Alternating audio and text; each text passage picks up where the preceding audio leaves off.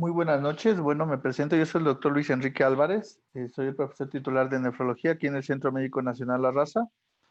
Eh, Vamos a hablar el día de hoy de nefropatía membranosa, un tema que ha cambiado mucho durante los últimos años. Trataré de ser lo más gráfico posible para que logremos que esto se desarrolle de forma correcta. Bueno, primero que nada hablaremos del paciente típico de nefropatía membranosa. Generalmente es un paciente por encima de los 50 o 60 años de edad. La nefropatía membranosa a nivel mundial es la causa número uno de síndrome nefrótico. En México quizá es la segunda después de las glomerulopatías de tipo focal y segmentaria y podocitopatía sin esclerosis. El síntoma cardinal de la nefropatía membranosa habitualmente es la proteinuria nefrótica. Eh, no es común que tengan ni hematuria glomerular ni hipertensión, aunque la pueden tener por la edad. Es típico que no tengan deterioro de la función renal, aunque tristemente en nuestro país el 30% de los pacientes que diagnosticamos con nefropatía membranosa tienen ya cierto grado de deterioro. Habitualmente es una enfermedad normocomplementémica y frecuentemente cursa con un deterioro, sin deterioro de la función renal y con una proteinuria masiva. Si nosotros observamos las estadísticas nacionales, estas son una gráfica del estudio Revolver MEX, en el cual se agruparon todas las biopsias de múltiples centros de nefrología en el país y vemos cómo la nefropatía membranosa es, después de la focal y segmentaria y de la podocitopatía sin esclerosis, es la siguiente glomerulopatía más frecuente. La presentación clínica, como todos sabemos, pues es básicamente con un síndrome nefrótico muy marcado, aunque les decía yo que hasta el 30% de los pacientes que estamos diagnosticando en el país tienen cierto grado de deterioro de la función renal. Por la edad, pues algunos pueden tener hipertensión, de hecho casi un tercio de ellos la tienen. Ahora, para ubicarnos un poquito en la nefropatía membranosa, recordemos este esquema clásico de Richard Glassow que viene en el New England. Y la alteración básica en la nefropatía membranosa son los depósitos subepiteliales, es decir, entre la membrana basal glomerular y la célula epitelial visceral o podocito. Los mecanismos por los cuales se pueden formar estos depósitos subepiteliales son básicamente tres. El primero es que exista algún antígeno podocitario contra el cual se forme un anticuerpo y este anticuerpo vaya dirigido contra ese antígeno podocitario, un antígeno podocitario propio, no uno extraño como es el caso de la megalina. La segunda manera en la que se pueden producir esos depósitos subepiteliales es a través de la formación de complejos inmunes. Estos pueden estar circulantes, como en el caso, por ejemplo, de la nefritis lúpica, y pueden ir a depositarse en ese espacio subepitelial formando esos depósitos subepiteliales. Y la tercera forma es que exista un antígeno no nativo, como en este caso la megalina, que se deposita en el espacio subendotelial y después aparecen anticuerpos circulantes dirigidos contra esta, de tal forma que este es el modelo experimental que habitualmente se emplea en nefropatía membranosa, ¿no? Estos son antígenos no nativos del podocito, pero que se ubican en el subepitelio. Ahora, los biomarcadores en nefropatía membranosa se han desarrollado mucho durante la última década, especialmente. Si nosotros observamos este gráfico, vemos como, si bien la megalina fue descrita desde 1940, fíjense cómo pasaron muchos años sin que tuviéramos algún biomarcador que pudiera estar implicado en el desarrollo de nefropatía membranosa, hasta que en el 2002 apareció la descripción de los anticuerpos contra endopepiadasa neutra y después vino este artículo clásico del doctor Beck en el cual se describieron anticuerpos contra el receptor de la fosfolipasa 2 y a partir de ahí se han descrito muchos otros, algunos dirigidos contra el dominio 7A de la trombospondina 1, algunos otros que son específicos de nefropatía membranosa lúpica, como la exostosina 1 y 2 y el NCAM1, y algunos otros que están dirigidos o se identifican en nefropatía membranosa primaria, como el NEL1 y la semaforina 3B. Vamos a empezar por aquellos biomarcadores que se desarrollan por la formación de anticuerpos contra algún antígeno propio del podocito. En este caso, pues el prototipo es el que ya habíamos mencionado, los anticuerpos dirigidos contra el receptor de la fosfolipasa A2. Este es el receptor de la fosfolipasa A2 y básicamente lo que sucede es que es un antígeno nativo del podocito contra el cual se van a formar autoanticuerpos. De tal forma que por eso ahora la nefropatía membranosa primaria es considerada una enfermedad autoinmune limitada a riñón.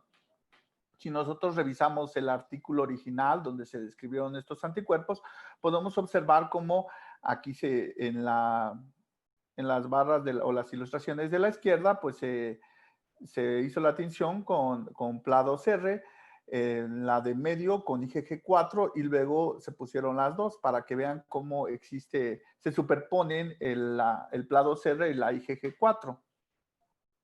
Aquí se ven los acercamientos, cómo claramente se superponen, y este es un caso en el que se bloqueó el PLA2R y se puso una biopsia de una nefritis lúpica.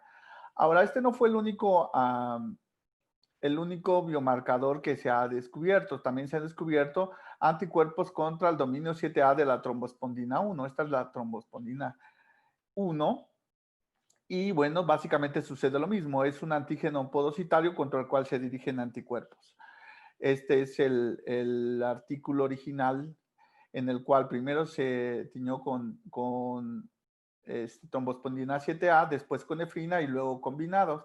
En los acercamientos podemos ver cómo pareciera que se superponen, pero para diferenciarlos de si estaba el antígeno en la membrana basal, tiñeron con colágena tipo 4 y luego con la trombospondina 7A, de tal forma que identificaron que se encuentra por fuera, o sea, en la zona del podocito. De esta forma, pues ellos describieron que se trata de un antígeno podocitario. Otro de los biomarcadores descritos en el caso de la nefropatía membranosa son los anticuerpos contra la endopeptidasa neutra. En este caso se descubrió en un lactante en el cual se identificaron estos anticuerpos, hicieron exactamente lo mismo, anti-IgG, anti-endopeptidasa neutra, y luego tiñeron con ambos. Y los identificaron básicamente que eran provenientes de la madre. Se hicieron tinciones para ver si era del padre o de la madre y parecía que eran anticuerpos provenientes de la madre a través de la leche materna. Finalmente, durante los últimos 2 años han aparecido nuevos biomarcadores. El NEL1 también ha sido descrito en nefropatía membranosa primaria. Lo que han hecho últimamente es identificar a los pacientes que tienen nefropatía membranosa y que resulta que son PLA2R negativos. A través de espectrometría de masas identifican estas nuevas proteínas, después hacen las tinciones y de esta forma pueden encontrar los anticuerpos dirigidos contra el NEL1. Ahora, en el caso del NEL1, pareciera ser que no todos los casos son relacionados con nefropatía membranosa primaria, porque en algunos casos se pueden encontrar asociado a neoplasias. Y el más reciente de todos ellos es la semoflurina 3B. Se utilizó exactamente la misma técnica, se identifican casos de nefropatía membranosa, PLA2R negativo, mediante espectrometría de masa se identifica la nueva proteína y pues se realizan las tinciones y la localización de los anticuerpos, de tal forma que ahora tenemos biomarcadores que nos ayudan a identificar la nefropatía membranosa primaria y biomarcadores que nos ayudan a identificar algunas etiologías secundarias, específicamente la membranosa lúpica, como vamos a ver ahora. Entonces, en los casos en los que existen anticuerpos circulantes y que se depositan en el subepitelio, como en el caso de la nefritis lúpica membranosa, se ha visto que la exostosina 1 y 2 se pueden asociar a este tipo de nefropatía. En esta ilustración ustedes pueden identificar cómo hay una nefropatía membranosa primaria, por lo tanto la exostosina 1 y la exostosina 2 prácticamente no se fijan. Este es un caso con una clase mixta 3+5 y aquí sí se identifica cómo se fijan la exostosina 1 y la exostosina 2. Esta es una membranosa lúpica, una clase 5 y fíjense cómo es muy acentuado el depósito de exostosina o la identificación de exostosina 1 y exostosina 2.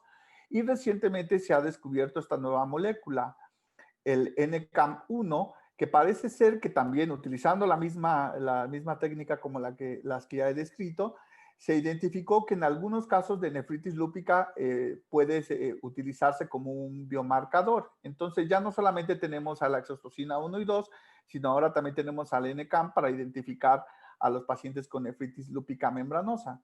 Entonces ahora tenemos biomarcadores para ayudarnos a distinguir desde el punto de vista histológico de la nefropatía membranosa primaria de la nefropatía membranosa lúpica. Y eso es una excelente herramienta que se ha desarrollado mucho durante la última década. Desgraciadamente todavía no la tenemos tan disponible como nosotros quisiéramos, ¿no? Bueno, y finalmente el otro biomarcador pues es lo que ya conocemos en el modelo experimental. En el modelo de nefritis pasiva de Heyman, pues se inyecta la megalina, esta se deposita en el subepitelio y luego se forman los anticuerpos dirigidos contra ella, ¿no? Esta es la megalina. Ahora, con todo esto lo que podemos saber es que la nefropatía membranosa, que antes era considerada como solo un conjunto, ahora vemos la gran cantidad de variedades que podemos encontrar. Si bien aproximadamente el 70% de las nefropatías membranosas son asociadas a anticuerpos contra el receptor de la fosfolipasa A2, también tenemos que descartar aquellas asociadas al dominio 7A de la trombospondina 1, asociadas al NEL1, ahora asociadas a la semaforina o asociadas a algún otro anticuerpo que aún no se ha identificado. Y por otro lado, tenemos los casos de nefropatía membranosa asociados a neoplasias, asociados a procesos infecciosos, especialmente hepatitis, asociados a enfermedades autoinmunes como el lupus, en los cuales ya tenemos biomarcadores como exostosina 1 y exostosina 2 y asociados al NCAM1 también, ¿no? En el caso de nefritis lúpica membranosa. Además de estos, bueno, podemos tener casos de nefropatía membranosa asociados a otras enfermedades sistémicas como sarcoidosis y a drogas. ¿Se acuerdan de aquellos casos de sales de oro, de penicilamina y todos esos que se han descrito en la literatura? Muy bien. Ahora, este es un glomérulo normal. ¿Cómo podemos nosotros estadificar a la nefropatía membranosa? En realidad, la estadificación se realiza mediante microscopía electrónica. En el caso de la nefropatía membranosa estadio 1, solamente vemos los depósitos subepiteliales y no hay reacción de membrana. ¿A qué me refiero con reacción de membrana? Reacción de membrana es cuando de uno de los dos lados empieza a querer abrazar ese depósito. De tal forma que cuando esta reacción de membrana basal es unilateral, estamos en un estadio 2. Y si esa reacción de membrana basal es bilateral, es un estadio 3. Por supuesto, cuando ya se logran envolver estos depósitos, queda una imagen en negativo, una imagen fantasma, pues de donde estuvo un depósito, y aparte se ven nuevos depósitos en el espacio subepitelial. Este generalmente ya es un estadio 4. En la histología, ¿cómo podemos ver una nefropatía membranosa? Bueno, la primera tinción que nos es muy útil es la tinción de Paz, en donde nosotros identificamos membranas glomerulares gruesas y de aspecto rígido. Fíjense cómo el grosor de estas membranas son mucho mayor a lo que habitualmente nosotros podemos observar. Y en la plata, pues podemos observar defectos de llenado asociados obviamente a la formación de espículas que se ven un poquito mejor aquí. Fíjense bien cómo se observan esas espículas. La espícula realmente es la parte de la membrana basal que está todavía persistente y lo de en medio es el depósito subepitelial. Si nosotros tuviéramos un caso muy espectacular y una muy buena tinción de Masson, podríamos identificar incluso estos depósitos fucsinofílicos, que son los depósitos subepiteliales que ya vimos en los esquemas anteriores. Y esta es lo que formaría la espícula, la parte de la membrana basal que intenta reabsorber ese depósito. En la inmunofluorescencia, los dos hallazgos más relevantes es la positividad con un patrón granular en masas capilares glomerulares para IgG y para C3. Son las dos clásicas que se asocian a una nefropatía membranosa primaria. Ahora, en la inmunohistoquímica nosotros podemos utilizar la podemos utilizar para